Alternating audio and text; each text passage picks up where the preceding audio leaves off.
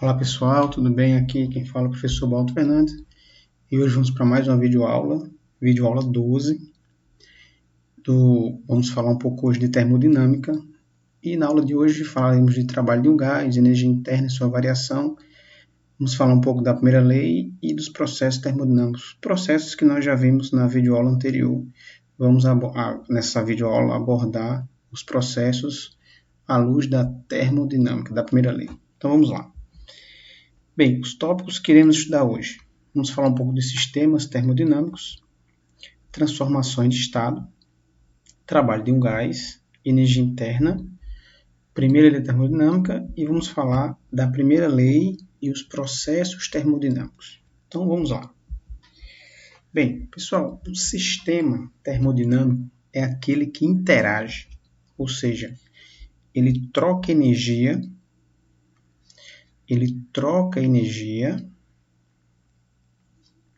interage, troca energia com a sua vizinhança ou com o ambiente que o sistema se encontra, certo? Ele pode trocar pelo menos de dois modos diferentes, um dos quais mediante a transferência de calor do sistema para a vizinhança ou da vizinhança para o sistema, ok? Bem, um sistema ele pode ser um dispositivo mecânico, motor a combustão, a turbina, pode ser um organismo biológico, por exemplo, o homem é um sistema termodinâmico, ou uma quantidade de matéria, um gás dentro de um recipiente. Então, esses são tipos de sistemas termodinâmicos, ok? Pois bem, quando a quantidade de calor, o Q, certo? É transferido para dentro do sistema, essa quantidade é convencionada como sendo algo positivo. Então, o sistema está recebendo calor, então o Q é maior que zero. Quando essa quantidade de calor é transferida para fora do sistema, ela é convencionada como sendo negativo.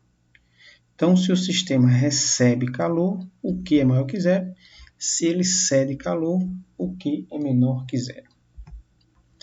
Uma outra forma de um sistema trocar energia com a vizinhança, como nós falamos agora há pouco, né, é através da realização de um trabalho. Ok? Aí o trabalho pode ser realizado pelo sistema. Se for pelo sistema, o trabalho vai ser positivo, ou seja, maior que zero. E pode ser realizado sobre o sistema, ou seja, o trabalho vai ser negativo. Então, um sistema ele pode trocar energia de várias formas. Okay? Pode trocar energia através de transferência de calor, ou do sistema para a vizinhança, ou da vizinhança para o sistema. E ele pode trocar energia através da realização de um trabalho, que pode ser pelo sistema ou sobre o sistema. Bem, vimos na videoaula anterior que um estado, né, o estado de um sistema termodinâmico, ele é caracterizado por três variáveis de estado: a pressão, o volume, a temperatura e a energia interna, certo? E se ocorrer alguma mudança em uma dessas variáveis, nós teremos um processo termodinâmico ou uma transformação termodinâmica. Veremos os processos no final dessa videoaula, ok? Bem, então vamos ver aqui uma situação, né? Lembrando que as variáveis de estado são pressão, volume, temperatura e energia interna. Se alguma dessas variáveis sofre modificação, nós estamos observando no sistema uma transformação de estado. Cuidado que esse estado aqui não é o estado físico da matéria, certo? Por exemplo, nessa figura que a gente também apresentou na videoaula anterior, então aqui nós temos o gás confinado em um recipiente, isso chamamos de estado 1. Esse gás vai exercer uma pressão, vai ocupar um volume, as moléculas vão ter uma temperatura e uma energia interna. Aqui seria o estado 1. Se alguma dessas variáveis mudar, nós teremos uma transformação.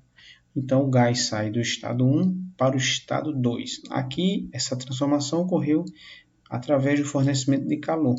Então, nós teremos uma nova pressão, o gás vai ocupar um novo volume, uma nova temperatura e energia interna. Ok? Então, e o gás ele vai para o estado 2. Então, mudando uma das variáveis, nós temos uma mudança no estado do gás. Ele não vai deixar de ser gás, ok? Eu vou ter um gás com uma nova pressão, ou um novo volume, ou uma nova temperatura, ou uma nova energia interna, ok? Pois bem, vamos então agora para o tópico 3, que é o trabalho de um gás. Nós vimos a definição de trabalho lá na mecânica e vamos utilizar essa definição aqui no sistema termodinâmico, ok? Então vamos considerar um sistema que seria aqui um cilindro. Nesse cilindro nós temos algumas partículas e essas partículas vão interagir com o recipiente e vão aplicar uma força nesse êmbolo, certo? E a força aplicada nesse êmbolo vai fazer esse êmbolo sofrer um deslocamento que eu chamei aqui de delta Y, certo? E as partículas vão ocupar um novo volume. Então aqui vai ocorrer uma variação no volume da partícula, certo? Pois bem, então pessoal, vimos o trabalho realizado pelo sistema para deslocar o êmbolo de uma distância ΔY é dado pela expressão P vezes ΔV, onde esse P é a pressão do gás e o ΔV é a variação de volume que o gás sofreu. Observe de cara que se isso aqui for zero, se o ΔV for zero, logo o trabalho vai ser zero. E quando que o ΔV é zero? Numa transformação isovolumétrica, que não tem variação de volume. Então, toda transformação isovolumétrica, de cara, o trabalho vai ser igual a zero. Ok? Pronto. Como eu falei, esse P é a pressão do gás e o ΔV é a variação de volume sofrida pelo gás. Ok? Um detalhe interessante que, sendo trabalho, a unidade é o Joule, a pressão vai ser Newton por metro quadrado e o ΔV tem que ser expresso em metros cúbicos. Essas são as unidades no Sistema Internacional para as variáveis da expressão do cálculo do trabalho de um gás. Ok? Um detalhe importante, pessoal, é o seguinte, que a equação anterior, que nós vimos que essa aqui, trabalho é igual a P vezes ΔV, eu só posso usar essa expressão no processo isobárico, ou seja, pressão constante, certo? Se não for isobárico, vou já mostrar o procedimento para fazer o cálculo do trabalho. Mas antes disso, se o gás sofre uma expansão, eu vou dizer que o trabalho é positivo, ok? Variação de volume positiva, trabalho positivo. Então aqui, trabalho positivo, trabalho maior que zero. Se o gás sofre uma compressão, certo? Eu vou dizer que o trabalho é negativo, ou seja, o trabalho é menor que zero, ok? Muito bem. E se o gás não sofrer expansão nem compressão, o trabalho vai ser nulo, tá? Ou seja, se for um processo isovolumétrico, o trabalho é nulo. Como eu havia falado, se o processo não for isobárico, ou seja, se a pressão não for constante, vamos utilizar o método gráfico, que nós já vimos esse método gráfico quando vimos o teorema do impulso, ou melhor, quando vimos a grandeza impulso e a grandeza trabalho, propriamente dito, certo? Bem, então, o método gráfico diz que o trabalho ele vai ser numericamente igual à área sobre o gráfico. Pronto. Então, se o processo não for isobárico, deve ter um gráfico informando como a pressão está variando. Analise o gráfico, a área sobre o gráfico vai ser o trabalho realizado pelo sistema. Nessa figura aqui 1, nesse gráfico 1, o processo é isobárico. Então aqui você pode usar a forma ou usar a ideia do trabalho calculado pela área. No gráfico 2, veja que o processo não é isobárico, tá? Então aqui nesse caso o trabalho que é dado por essa área rachurada aqui, ó. Certo? Então, se o processo não for isobárico, nós usamos o método gráfico, que é o cálculo da área. Mas, Baldo, quais são as áreas principais? Aí eu trouxe aqui, ó, certo? Como atenção para vocês ficarem ligados aí. Então, as principais figuras geométricas que aparecem são o retângulo, a área do retângulo, base vezes altura, o triângulo, aí base vezes altura sobre 2, e o trapézio, a área base maior mais a base menor vezes a altura sobre 2. Então, essas são as principais áreas que aparecem nos problemas, ok? Então, se a pressão não for constante, no caso de um processo que não é isobárico, aí você analisa o gráfico, veja a figura formada e, a partir daí, você vai calcular o trabalho pela área, tá bom? Bem, quarto ponto é energia interna. Pessoal, a energia interna é a soma das diversas formas que os átomos, moléculas e os corpos constituem o sistema. Então, nós temos diversas formas de energia que compõem o sistema. Podemos citar aqui energia potencial gravitacional, apesar de ser muito pequena, porque a massa é muito pequena das partículas e a distância é muito grande, mas tem energia potencial. Eu posso falar que tem energia potencial elétrica devido às cargas. A gente pode falar que tem energia potencial química devido às ligações químicas. Nós podemos falar que tem energia cinética de translação da molécula e rotação. Então, energia cinética de translação e rotação. Então, assim, a energia interna é a soma de todas as formas de energia, certo? E, de fato, a quantidade de calor que o sistema troca com a vizinhança. Então, você pode fornecer energia para um sistema e ele absorver e modificar a sua energia interna. Assim como o sistema ele pode ceder uma energia e modificar a sua energia interna. Ok? Então, pessoal, diante dessa primeira parte, né, que nós falamos de trabalho e energia interna, nós já podemos aqui apresentar a primeira lei da termodinâmica, certo? Que é uma lei que trata simplesmente da conservação da energia. Então, a primeira lei da termodinâmica, ela trata da conservação da energia.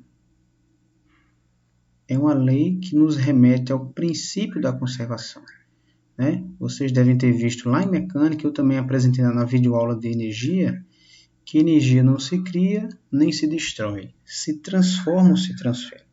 Então, quando uma quantidade é absorvida ou cedida, uma quantidade de calor, você absorve ou cede por um sistema e um trabalho é realizado por ele ou sobre ele, a variação da energia interna é dada pela seguinte expressão.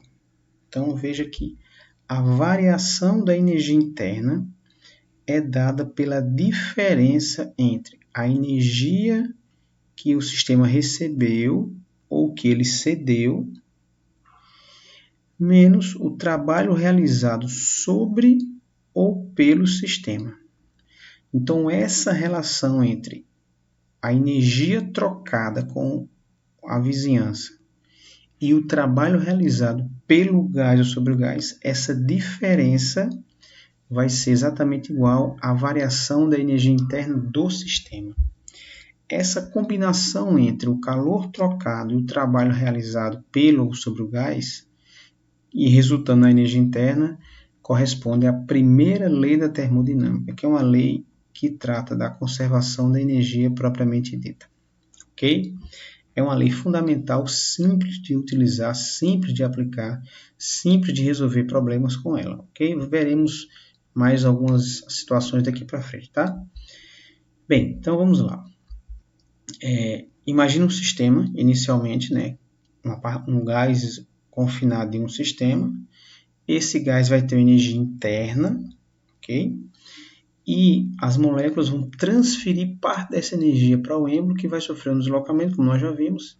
Então, você vai ter uma energia interna num segundo estado, certo?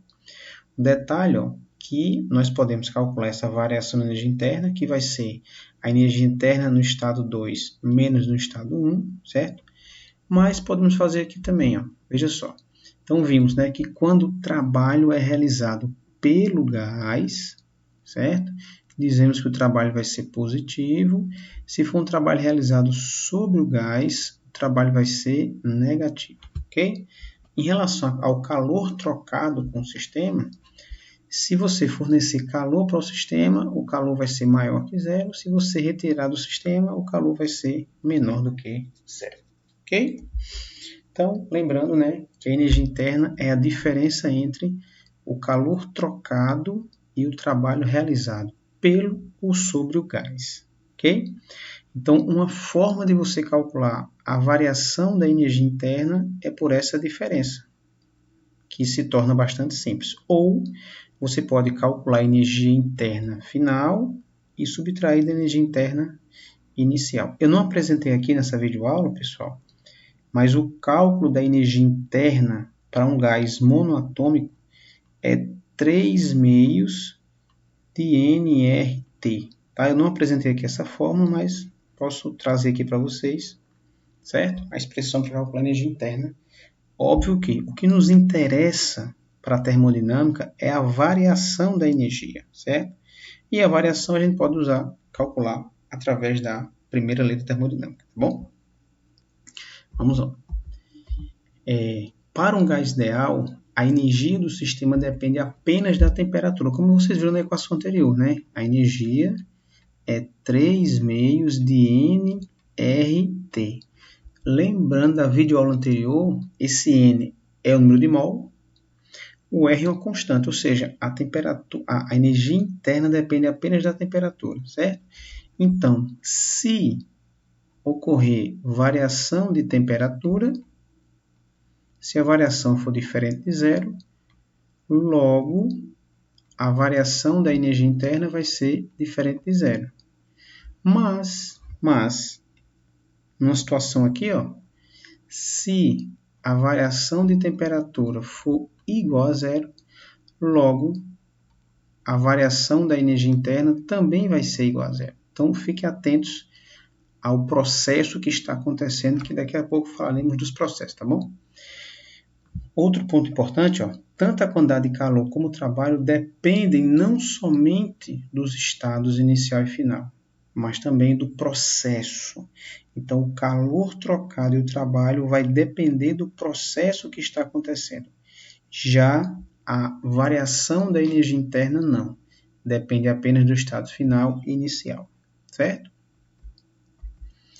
Então, como eu falei aqui, a variação da energia interna, o ΔU, depende dos estados inicial e final, mas não depende do processo. Então, veja só a diferença, tá? A variação da energia interna não depende do processo, e sim dos estados inicial e final. Porque a energia interna é uma variável de estado, como nós apresentamos no início da videoaula e na videoaula anterior. A energia interna é uma variável de estado, certo? Muito bem. Então, citada a primeira lei, vamos agora aplicar essa lei nos processos termodinâmicos. Quais são esses processos? Nós já vimos 3 na videoaula anterior, que foram os processos isovolumétrico, isotérmico e isobárico. Vamos apresentar aqui esses 3 e mais 2 processos para finalizar os processos para vocês, tá? Bem, então vamos começar aqui com o processo isovolumétrico, né? Lembrando que o isovolumétrico é um processo que o volume é constante, ok?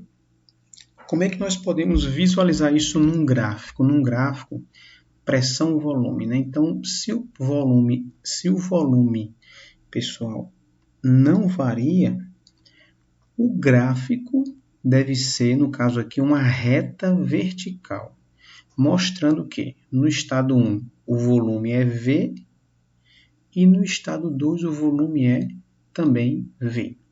No estado 1 a pressão é P1 e no estado 2 a pressão é P2. Então, volume invariável, ou seja, ΔV igual a zero. Vimos agora há pouco que se o ΔV é zero, o trabalho é zero, por quê? Vamos lembrar aqui, ó.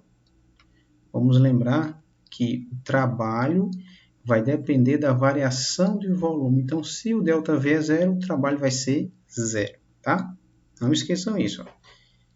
Se a variação de volume é zero, o trabalho vai ser igual a zero, tá bom? Então, ó, vamos lá. Então, o trabalho zero, pela primeira lei, ΔU, Q menos o trabalho. Se o trabalho é zero, logo, ΔU é igual à quantidade de calor trocada. Então, a primeira lei aplicada ao processo isovolumétrico, ΔU igual ao calor trocado, certo? Muito bem. Vamos para o segundo. Processo isotérmico. Isotérmico é aquele processo que a temperatura é constante. Muito bem. Então, no gráfico, como é que é o gráfico? O gráfico, pessoal, vai ser essa curva. Tá? A gente vai chamar isso aqui de isoterma. Tá? É uma isoterma. Uma isoterma, tá?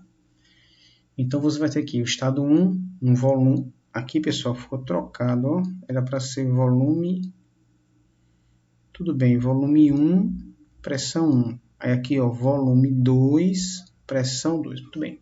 Então, no estado 1, um volume e uma pressão. No estado 2, um volume e outra pressão, certo? Então, temperatura invariável, ΔT é zero, porque não varia a temperatura, logo vimos que o ΔU é zero. Então, pela primeira lei da termodinâmica, teremos que ΔU é igual a Q menos o trabalho, só que agora isso aqui é zero. Se isso aqui é zero, todo calor trocado é igual ao trabalho realizado pelo ou sobre o sistema, tá bom? Próximo processo é o processo isobárico, tá? O isobárico é aquele que a pressão é constante. No gráfico, agora vai ser uma reta paralela ao eixo X, que é o eixo do volume, mostrando que no estado 1 a pressão é P, no estado 2 a pressão também é P, e o volume que mudou. Então, esse aqui é um processo a pressão constante. Então, pressão invariável, vai variar a temperatura, vai variar o volume, logo, o ΔU não é zero e o trabalho não é zero. Consequentemente, pela primeira lei, todas as variáveis são consideradas no problema. Ok? Um detalhe que eu acabei não comentando, mas vou aproveitar que dá tempo ainda, certo? Pessoal, um processo isotérmico, tá?